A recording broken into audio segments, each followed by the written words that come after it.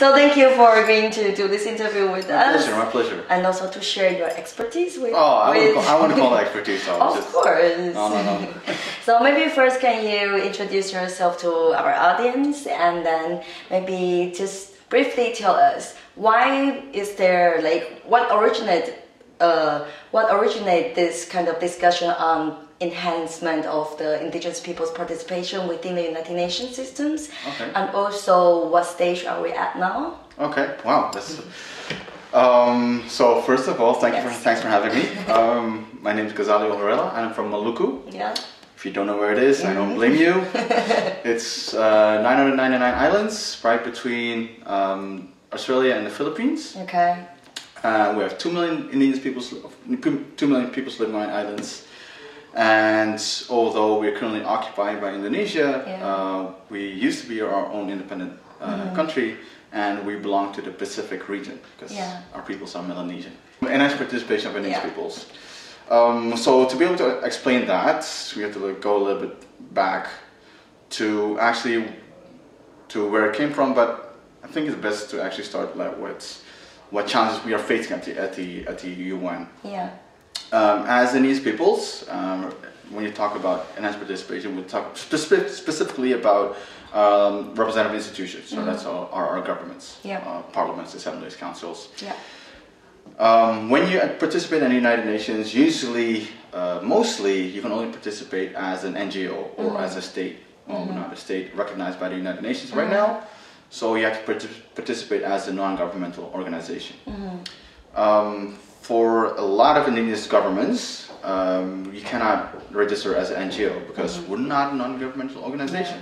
We govern our own indigenous peoples as our own indigenous nations. We have our own civil society, our own laws, our own education system, everything.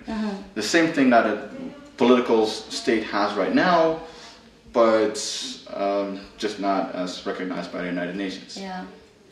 So that's a challenge. The other challenge is that if you look at the United Nations system in general, there are three processes in which indigenous peoples can participate as their own organizations. The Special Rapporteur on Rights of Indigenous Peoples, the Permanent Forum on Indigenous Issues, and Expert Mechanism on Rights of Indigenous Peoples. Yeah. If you look at the other processes within the United Nations, you cannot participate as an indigenous peoples organization, either an NGO or something else. Yeah. So that's where enhanced participation comes in, as in the ability for indigenous peoples representative institutions to break through the glass ceiling, to be able to participate in their own capacity as a government, but also to participate in all processes that affect our rights. Yeah. So if you look at the Declaration of Rights of Indigenous Peoples, Article 18 says the right to participate in decision-making processes that affect them. Yeah.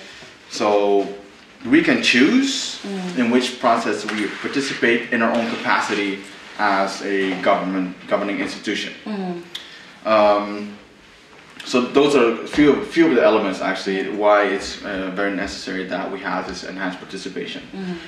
This actually process originated actually from the indigenous people's point of view. It wasn't offered by states, of course. It was started by indigenous peoples. Specifically in the run-up to the World Conference on the Indigenous Peoples, which was held in 2014. Yeah. From 2012 to 2013, indigenous peoples all around the world in all 7 regions and 2 thematic caucuses, so indigenous women and indigenous youth, which you were a part of, had their preparatory meetings. What do you want to come out of this World Conference?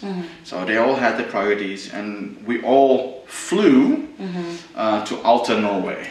And we brought with us what we wanted. So all these 7 regions and 2 thematic caucuses provided reports, and we fed that into actually the World Conference on Indigenous Peoples, because over 500 Indigenous peoples from all around the world came to one place in Alta, Norway, where the sun doesn't go down. And we had to work all night. They even told me you can go to sleep when the sun goes down, not knowing that the sun doesn't go down in Alta, at least in June 2013. So the outcome document, which is like a declaration of indigenous peoples, is like a plan of action. Yeah. One of those particular paragraphs is theme 2, paragraph 11, which calls for at a minimum permanent observer status for indigenous peoples representative institutions like governments, assemblies within the United Nations system. Yeah. That was fed into the World Conference, of course, as in we had to lobby states to go into negotiations for it to be translated into the outcome of the World Conference. Yeah. It finally came out of the World Conference, so it's told the President of the General Assembly to start a process for the enhanced participation of indigenous representative institutions, which in our words is of course our governments. So that was in 2014, so he started that process, and it's culminated into adoption of a resolution in 2017. Leading up to the adoption, a lot of indigenous peoples, not a lot of indigenous peoples, indigenous peoples and states were negotiating, and indigenous people were lobbying those states. So there was a lot of conversations going back and forth, and it was some kind of a agreement, like a general understanding that this is what needs to come out in this resolution. But that's just not the negotiation. Actually, the intergovernmental process, the actual negotiations, indigenous peoples cannot attend. Again, that's why we need to have the enhanced participation process. Yeah. Because in that particular process, in that timeline, time window, some states like changed wording, changed everything actually. So what it's something that was about to come out that was not what we agreed with. Okay. So friendly states and some indigenous peoples were able to extend the process towards 2020, 2021. Okay. So that's in the General Assembly, and we have a civil process within the Human Rights Council as well. Okay. So then I would like to ask, so for this, if we really get the status of like permanent observer within the United Nations system, what would be the difference? Sure. Well, first of all, people need to know that this observer status is not like the status of Palestine or Holy See. It's a status of any governments actually being able to participate in the General Assembly. So there are hundreds of organizations that have observer status with the General Assembly. Yeah. So what this status brings actually is that you break through the glass ceiling and you get a partnership, or you can create partnership, a relationship between indigenous governments and state governments that we have right now. Why is it important? Indigenous peoples have been living in harmony with the natural world since time immemorial. We have solutions, we have a lot of knowledge, especially in these times of global threats like climate change, like loss of biodiversity. The information, the solution that we have needs to be fed into the higher decision-making processes. So that's why it's very important to have the same status at the same level as states. Because if you don't have that, all those ideas, all those solutions will, like you said, will get twisted. Will get changed in some way, and it does not reflect actually what we initially intended or wanted to come out of it. Yeah, that's very important part with all this discussion.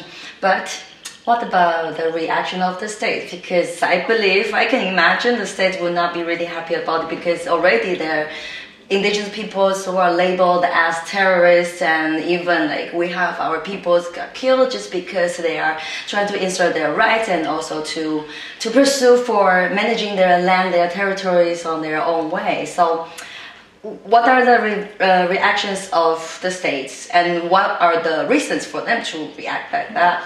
Well, for example, if you look at the 2017 resolution, why they changed it, that's a reaction, right?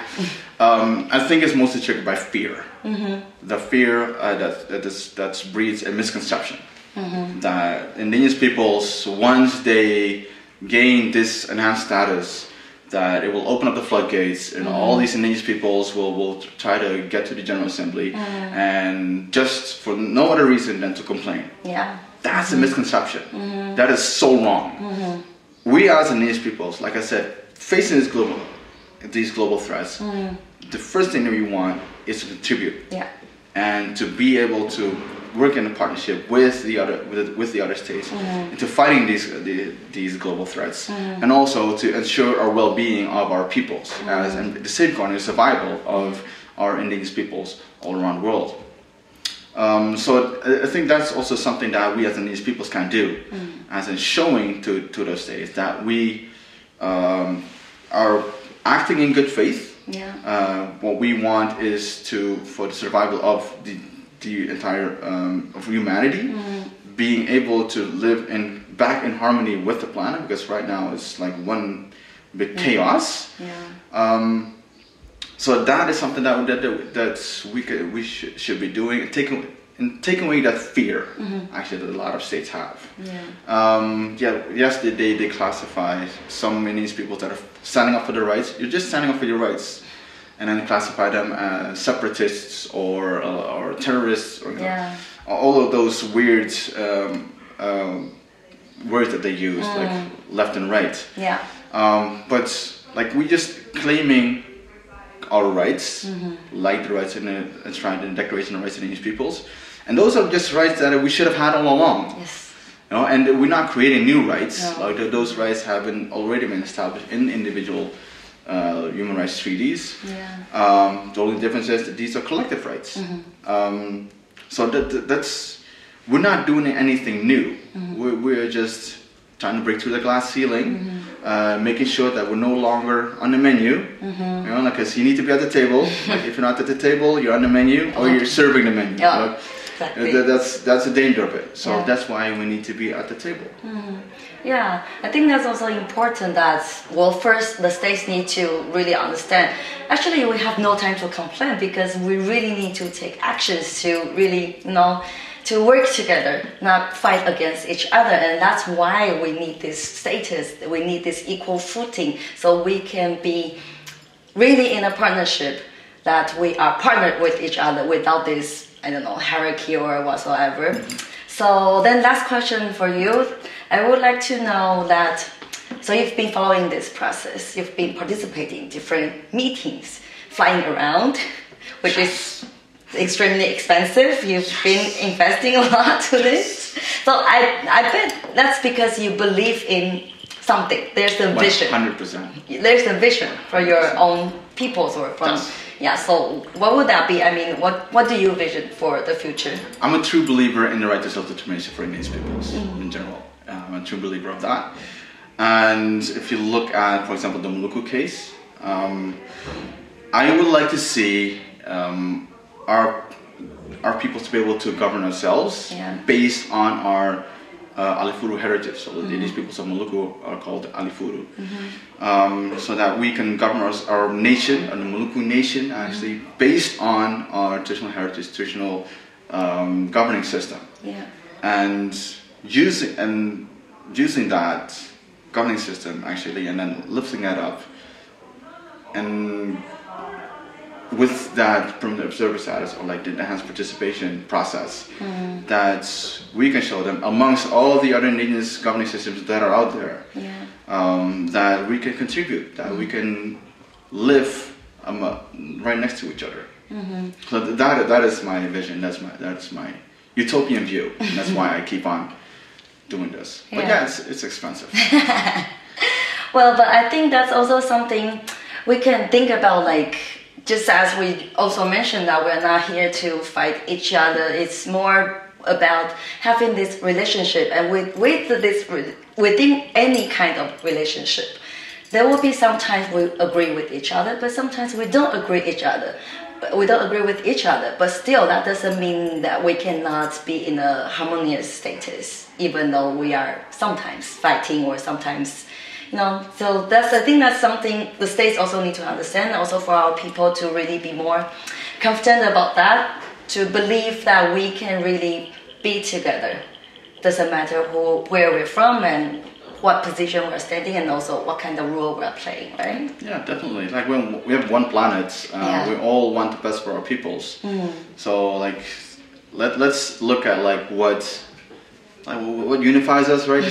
Somebody said that. Don't look at what divides us, but like what unifies us. Yes. Look at that. You know, like we all want the best for our peoples, and we can live in harmony and live right next to each other. Yeah. Even though sometimes we have different approach, but that doesn't mean we cannot work together. Well, yeah, 100%. Yeah. Okay. Thank you for sharing with us. No, thank you. Thank you for having me. Thank you. Yeah.